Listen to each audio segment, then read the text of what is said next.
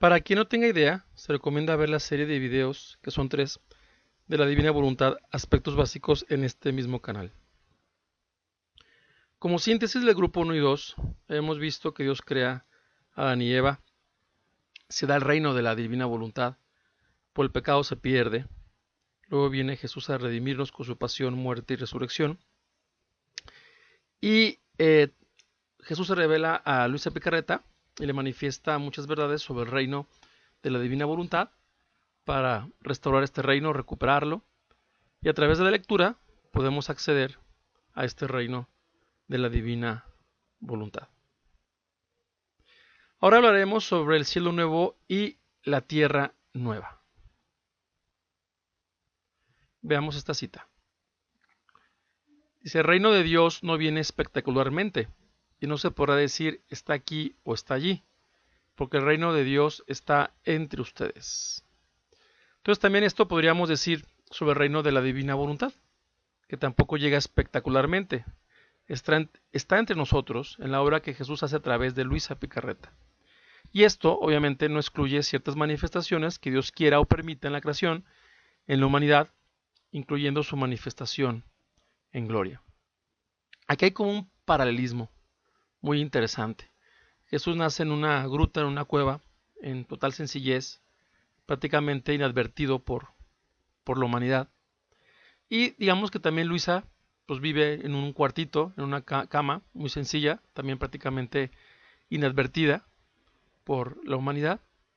Y aquí nace el Redentor.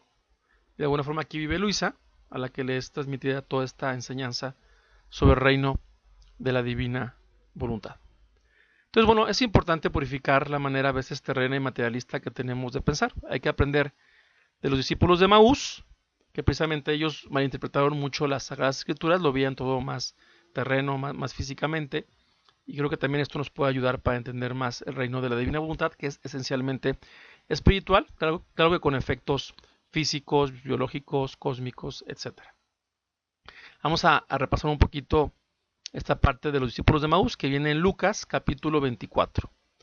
En el versículo 13, que mencionaremos algunos versículos, dice la palabra de Dios.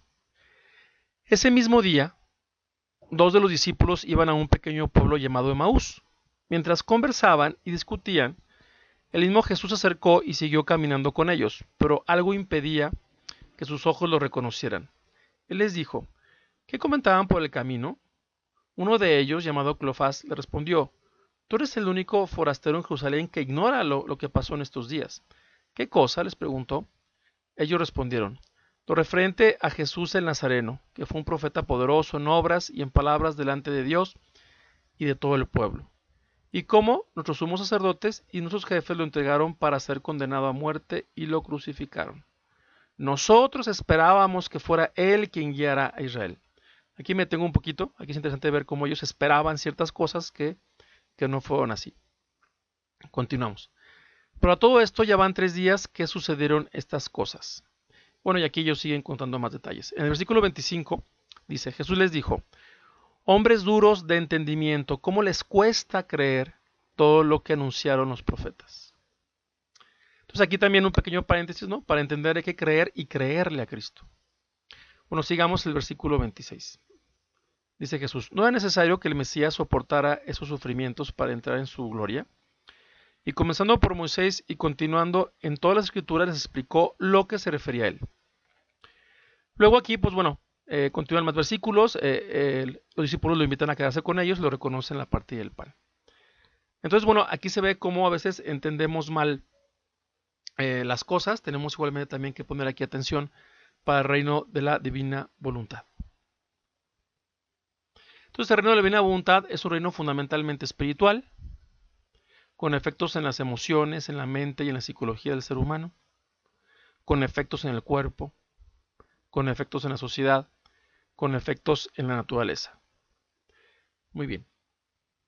Vamos a ver ahora qué dice la Sagrada Escritura sobre estos cielos nuevos y tierra nueva. En la segunda carta de Pedro se dice: pero nosotros, de acuerdo con la promesa del Señor, esperamos un cielo nuevo y una tierra nueva donde habitará la justicia. Y aquí en Isaías 65 dice: Sí, yo voy a crear un cielo nuevo y una tierra nueva. No quedará el recuerdo del pasado ni se lo traerá a la memoria, sino que se regocijarán y se alegrarán para siempre por lo que yo voy a crear. Entonces, como ven, aquí en la Sagrada Escritura está la promesa de este cielo nuevo y tierra nueva. En Isaías, capítulo 65, continúa el tema. Veamos.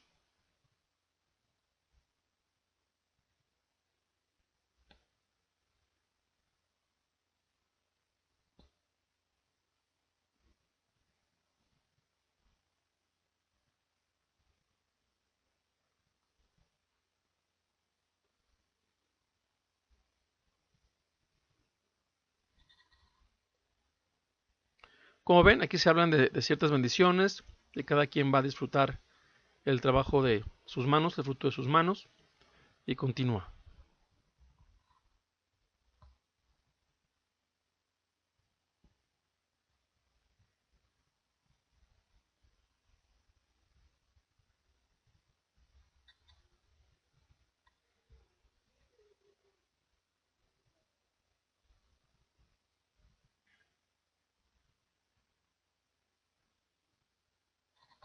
Como ven aquí Dios habla de la estirpe de los bendecidos y de una gran intimidad con Él, ¿no? Dice, antes que llamen, yo les responderé. Y sigue hablando pues de ciertas armonía con la naturaleza, bendiciones. Y habla de una montaña santa. La montaña también tiene un significado en la palabra de Dios, ¿no? De alguna forma es como la máxima elevación, podemos decir la máxima elevación de la santidad, donde se une el cielo y la tierra. Digamos que se besa el cielo y la tierra. Pero ¿dónde y a través de qué sucede todo esto? Veamos. Vemos lo que dice Apocalipsis 3.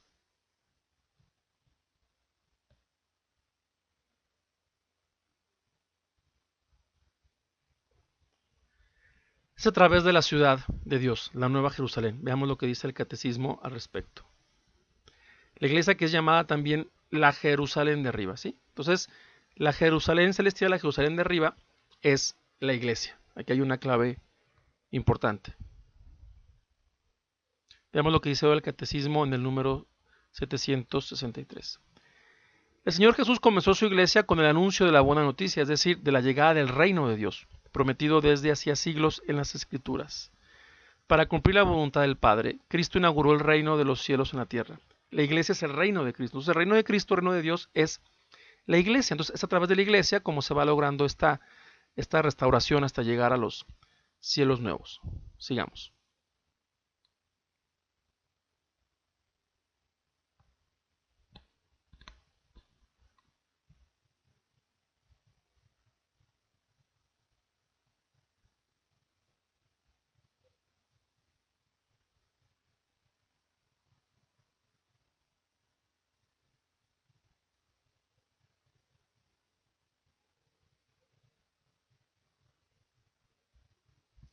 Entonces, como ven, aquí el catecismo nos dice algo muy interesante, ¿no?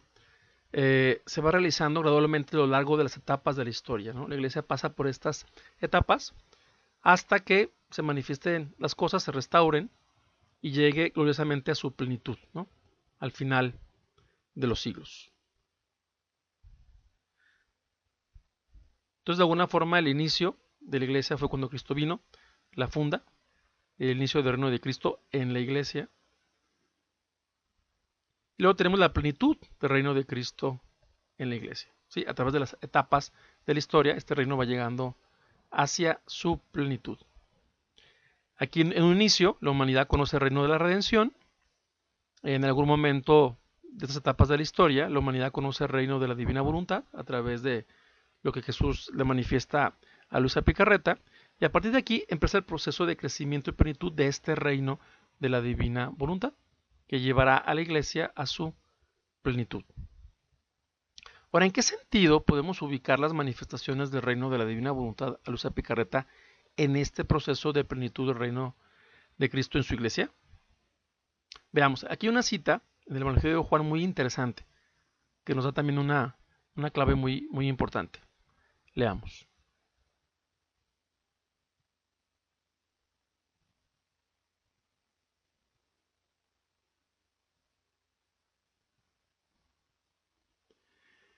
Como ven, aquí Jesús dice, ¿no? todavía tengo muchas cosas que decirles, pero no las pueden comprender.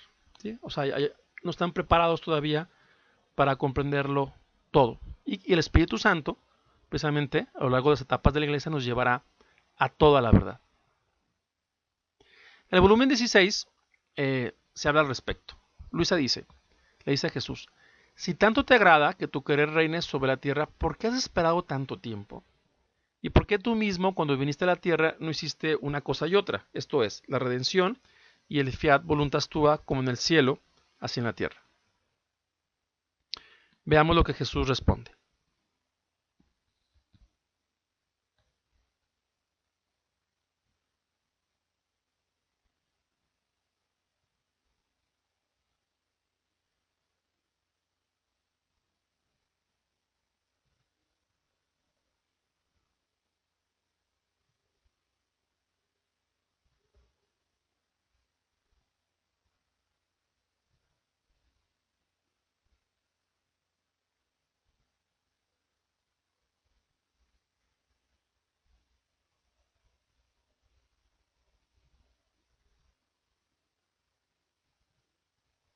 Como ven aquí, esto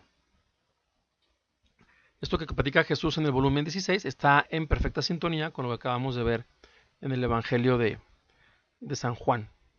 Cómo pues el hombre no es capaz de recibir todo junto y Dios tiene que usar aquí la pedagogía, la educación, el poco a poco irnos enseñando y llevándonos a la verdad plena.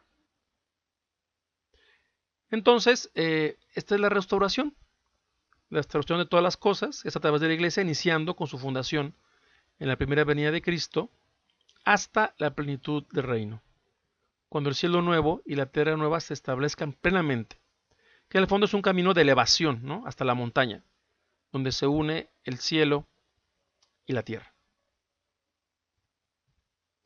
Y a través de esas etapas de la historia se va logrando la restauración. Vemos lo que dice el catecismo.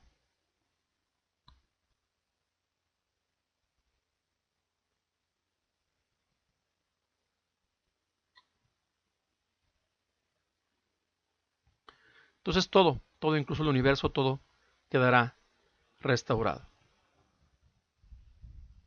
Pero ¿qué dicen los volúmenes sobre este cielo nuevo y nueva tierra? Bueno, esto lo veremos en el siguiente video.